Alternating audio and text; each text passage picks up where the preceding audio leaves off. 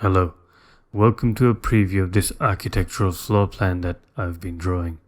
I found this house design on the internet somewhere, so I made it the subject of my drawing. The look of the house concept was nice. Here's a sketch I made of the house concept.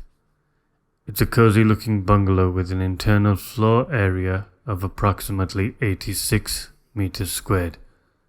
The bungalow looks quite nice on the outside. The walls look like they're rendered with a white paint finish.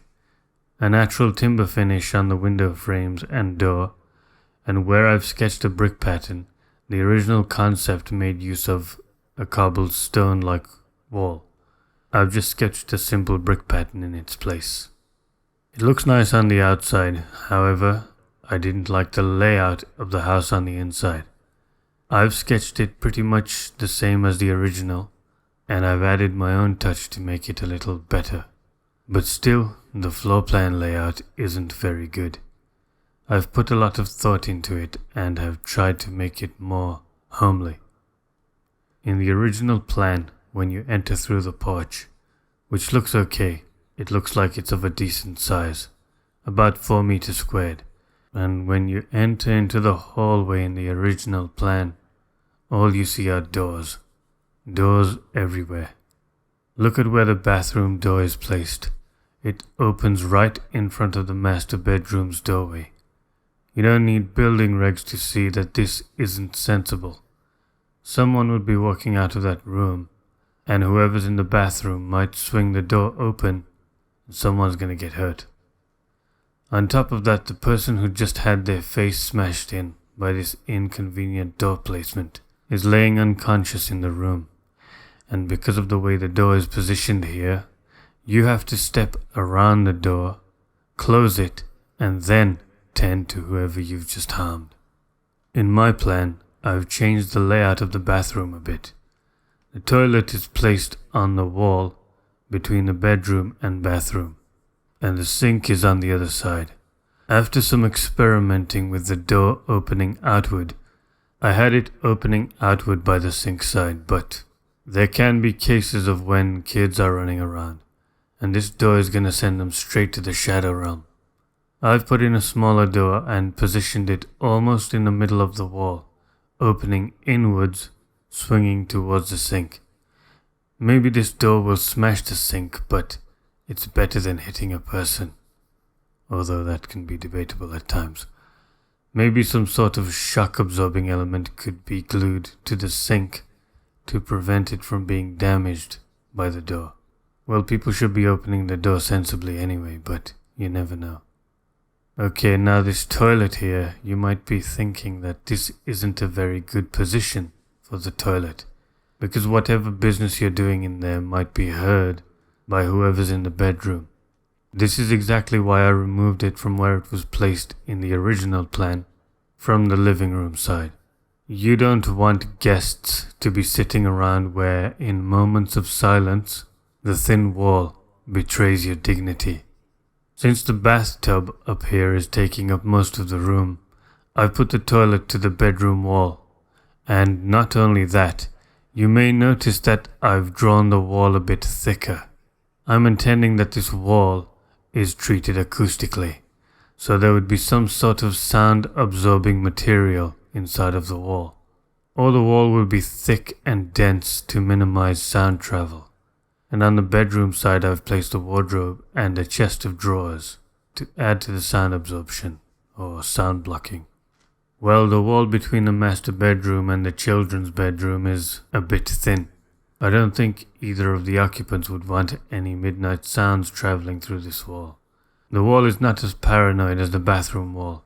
I imagine that it would be made up of studded timber or steel panels, and I guess you could throw some sound-absorbing insulation between the studs as well.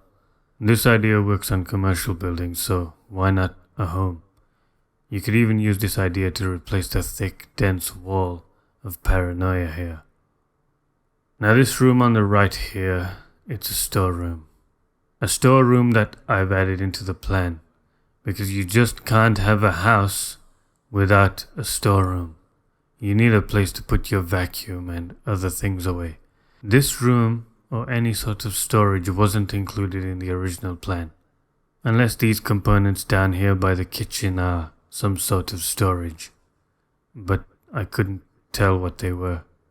Now this is the only door that I've allowed to open outwards towards the lobby area. And the reason for that is that this door will always be under control. If you want to store something in the storeroom, you open it from the outside and are able to see clearly that you're not going to hit anyone when you swing the door open. The only time this will be a problem is if kids are playing hide and seek. So it could mean that the one hiding inside might have to push the door outward and may unknowingly be sending his siblings or his best friend to the shadow realm. The storeroom space is generous. It's set at 1 meter by 1.9 meters. I've never seen a storeroom that big in anyone's house. Moving on to the master bedroom and bathroom. I've drawn the bedroom similar to how the original plan looked. At first, to be different, I put the master bedroom on the bottom side, closer to the front elevation of the house, and the kids' bedroom to the back garden side. I thought about it, and decided to switch the rooms back over. So the kids' bedroom is closer to the front elevation, and the master bedroom is closer to the back garden.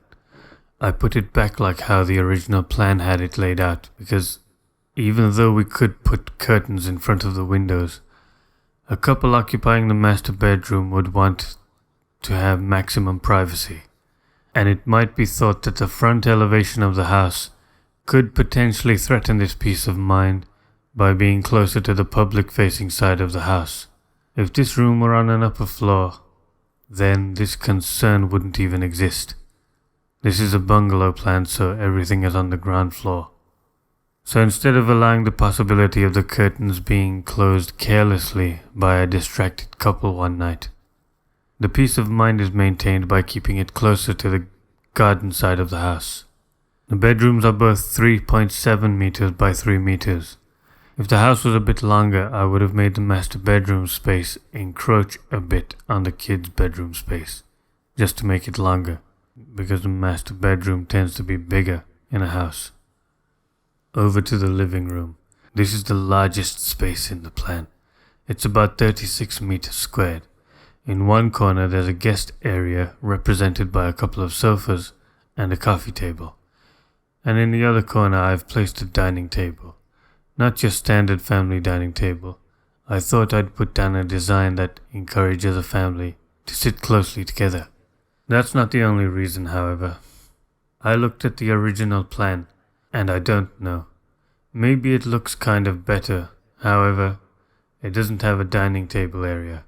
If this home design is for a small family, then a little dining table would be a worthwhile addition to the plan.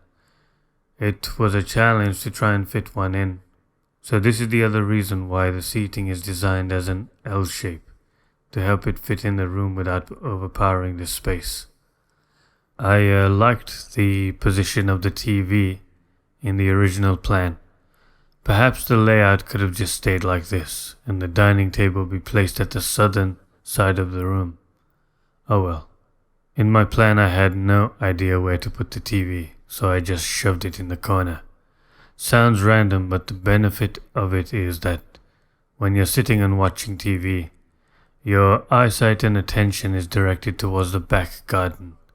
This could create an atmospheric connection in your mind between the living room and the garden. Plus you can keep an eye on the kids if they're digging up the garden landscape and burying your car keys as a prank. Now for the kitchen. You enter the kitchen from the living room through the archway drawn here. The purpose of this archway is to connect the living room with the kitchen. I often hear people talking excitedly about having a kitchen that blends with the living room. You'll notice that this is the only room that I haven't detailed with any fine drawing.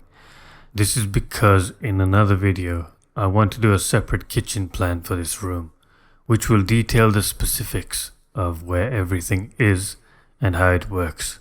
A separate kitchen design plan. There's some acute design to consider, like the working triangle, where someone who's working in the kitchen should have a convenient reach towards whatever they need, without having to move around too much. This triangle will be further explored in that video. And finally, moving on to the home office. I've just thrown this in there as a personal touch because I like home offices.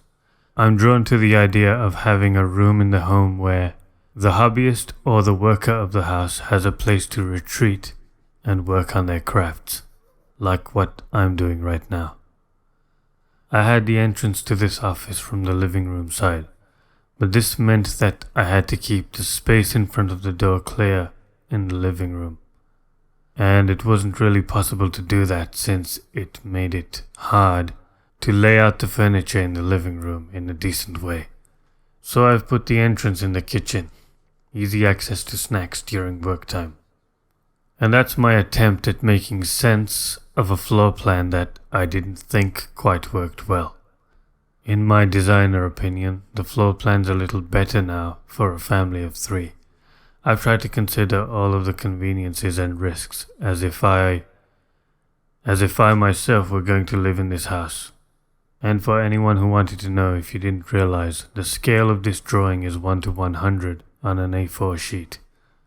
In the next few videos, I'll be doing hand drawings of the elevations, details, and more. I have some A3 drawing paper on standby, ready for the drawing board.